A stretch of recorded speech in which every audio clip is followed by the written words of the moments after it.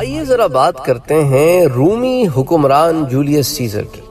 جب رومی حکومت پھیلنا شروع ہوئی اور مختلف ادوار سے گزری تو اس زمانے میں یہ کوئی 58 قبل مسیح کی بات ہے کہ جولیس سیزر جو ایک رومی سردار تھا، بہت قابل تھا لیکن پرلے درجے کا حریص تھا، لالچی تھا۔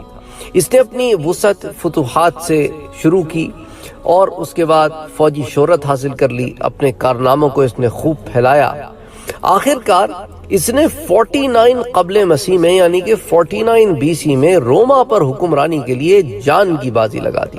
اس نے سینٹ کے احکام کو نظر انداز کر دیا اور تربیت یافتہ سپاہیوں کی فوج لے کر پومپے کو شکست دینے کے لیے، جو جولیس سیزر کا داماد بھی تھا اور سابقہ حلیف بھی تھا۔ بہرحال سیزر اٹلی سے ہسپانیہ، وہاں سے یونان، مقدونیہ اور وہاں سے مصر گیا۔ مصر پہنچنے پر اسے معلوم ہوا کہ پومپے قتل ہو چکا ہے۔ مصر کی نوجوان ملکہ کلیوپیٹرا نے سیزر سے مدد کی التجائیں کی تاکہ اس کا متزلزل تخت بحال رہے۔ سیزر کو کلیوپیٹرا سے محبت ہو گئی اور اس کے بطن سے ایک بیٹا بھی پیدا ہوا، لیکن وہ زیادہ عرصہ وہاں نہ رہا اور واپس روم کی طرف لوٹا۔ آخری مخالفت کو اس نے ہسپانیہ میں شکست دی۔ اس وقت سے سیزر اپنی مرضی کے مطابق تنہا حکومت کا کاروبار چلاتا رہا۔ سیزر کی حکمرانی میں یونانی استبداد اور مشرقی مطلق العنانی کے خصائص جمع ہو گئے تھے۔ یونانی آمروں کی مانند سیزر کو عوام کی حمایت حاصل تھی جو بد نظمی سے تنگ آئے ہوئے تھے۔ اس کی بعض پالیسیاں بڑی دانشمندانہ اور تعمیری تھیں۔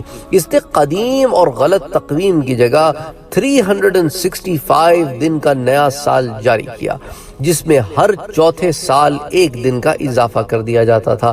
اس نے اٹلی کے مزید شہروں کو حقوق عطا کیے اور اس طرح رومی شہریت کی توسیع کی۔ بامعنی اس نے بہت سارے اختیارات صوبوں کو منتقل کیے جن کی بہت ضرورت بھی تھی۔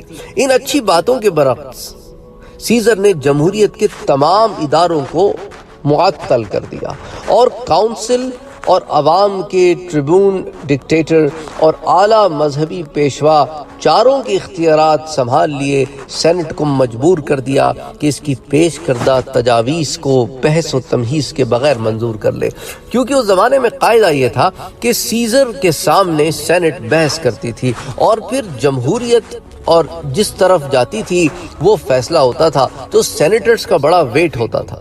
تو اس نے سینٹ کو بالکل مجبور کر دیا کہ فیصلہ وہی ہوگا جو جولیس سیزر کا حکم ہوگا، تم لوگ صرف کٹ۔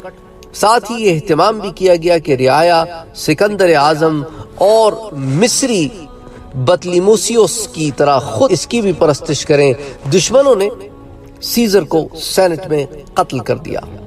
آکٹیوین جو اس کی بھانجی کا بیٹا تھا وہ اس کا جانشین بنا اور اس کے نقش قدم پر چلنا شروع کر دیا۔ اس نے اپنے 15 سالہ دور حکومت میں دشمنوں کو عبرتناک شکستیں دی۔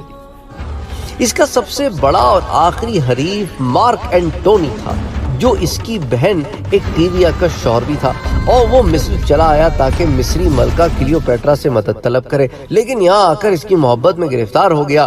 اس عشق بازی سے اسے قابل سپہ سالاری کی صفات سے بھی محروم ہونا پڑا اور اپنے وطن کی نگاہوں میں بھی وہ گر گیا۔ اس کے ساتھ ہی اس کی اس رومانچی یعنی رومانٹک جو پرسنالٹی تھی اور جرنیلی سے دوری کے سبب اس کو چھوڑ کر وہ اپنے وطن واپس آ گئے اور وہ وہیں پر مصر کی ملکہ کا خاوند بن کے رہ گیا۔ اس کے حریف ایکٹیوین سے وہ اس کے تمام فوجی جا ملے۔ 30 قبل مسیح میں اس آکٹیوین نے مارک اینٹونی کو شکست دی۔ اس صدمے کی تاب نہ لاتے ہوئے اینٹونی اور کلیوپیٹرا دونوں نے خودکشی کر لی۔ مصر کو بھی رومی مملکت میں شامل کر لیا۔ اس طرح ایکٹیوین نے روما میں اقتدار کامل حاصل کر لیا۔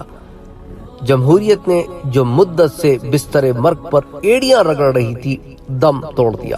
اس کا مقصد یہ تھا کہ جمہوری اوضاع قائم رہیں مگر اپنے اختیارات بڑھا کر حکومت کا اقتدار مستحکم کر لیا جائے۔